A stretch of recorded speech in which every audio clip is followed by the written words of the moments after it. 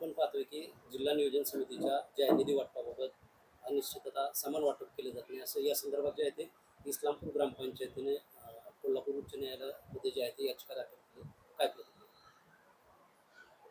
इस्लामपूर ग्रामपंचायतने हायकोर्टामध्ये कोल्हापूर बेंचला DPDCच्या अनियमित निधी वाटपाच्या बाबतीतलं केस दाखल केलेली आहे. आणि मला या माध्यमातून आपल्याला सगळ्यांना सांगायचं आहे की सोलापूर जिल्ह्यामध्ये DPDCचा निधीमध्ये वाटप करत असताना जे लोकप्रतिनिधींना निवडून दिलेला आहे, आम्ही तर निमंत्रित सदस्य आहे, परंतु त्या DPDCचे जे सदस्य आहेत ते जिल्हा परिषद सदस्य असतील, नगरपालिका सदस्य असतील, महानगरपालिका सदस्य आहेत, ते त्यांच्या संस्थावर काम करतायत. त्यांच्या अधिकारावरती गदा आणण्याचं काम DPDCच्या माध्यमातून चालू आहे. त्यांना निधी दिला जात नाही म्हणून ग्रामपंचायतींनी जे काही निधीची मागणी जिल्हा परिषदेकडे केल्या होत्या तो निधी दिला गेला नाही. मनमानी पद्धतीनं शासनाचे सगळे नियम धाब्यावरती बसवून निधी वाटला गेलेला आहे. आणि हा आक्रोश कुठंतरी बाहेर येणार आणि धाडसाने इस्लामपूर ग्रामपंचायत आज हायकोर्टामध्ये गेलेली आहे. निश्चित मला खात्री आहे हायकोर्टाच्या माध्यमातून सोलापूर जिल्ह्यातल्या सगळ्या नगरपालिका असतील, ग्रामपंचायती असतील, महानगरपालिका असेल, यांना न्याय मिळेल. इथं लोकांनी निवडून दिलेले जे नगरसेवक आहेत त्यांना न्याय मिळेल अशी मला 100% या केसच्या माध्यमातून आपल्याला सगळ्यांना सांगायचं आहे.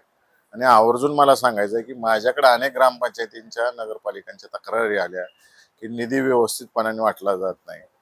DPDCचे सचिव या नात्यानं मी आदरणीय कलेक्टर साहेबांना अनेक वेळा पत्रव्यवहार केलेला आहे.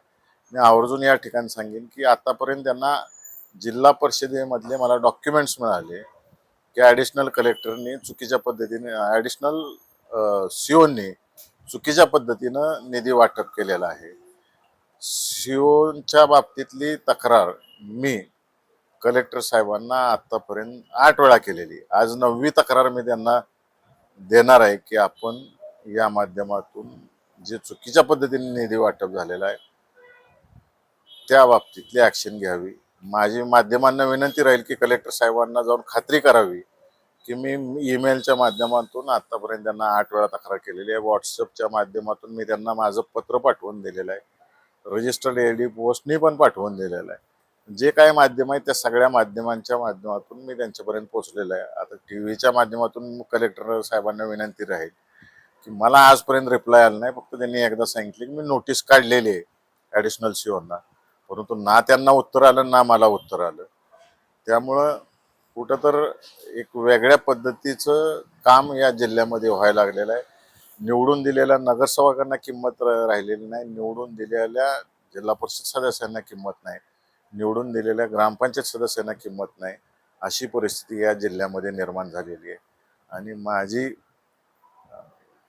कलेक्टर साहेबांना विनंती राहील की आपण IAS अधिकारी आहात तर आपण निपक्षपातीपणाने निर्णय द्यावेत आणि लोकांना त्या नगरसेवकांना, जिल्हा परिषद सदस्यांना त्यांचा आशय, नाहीतर सगळ्या शेवटी कोर्टाच्या माध्यमातून आम्ही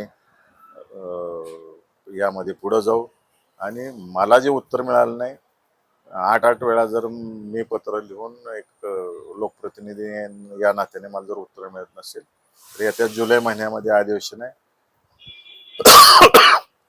आम्हाला लोकसभेने जो अधिकार दिलेला आहे मी नक्कीच लोकसभेत हा प्रश्न उपस्थित करेन त्या ठिकाणी.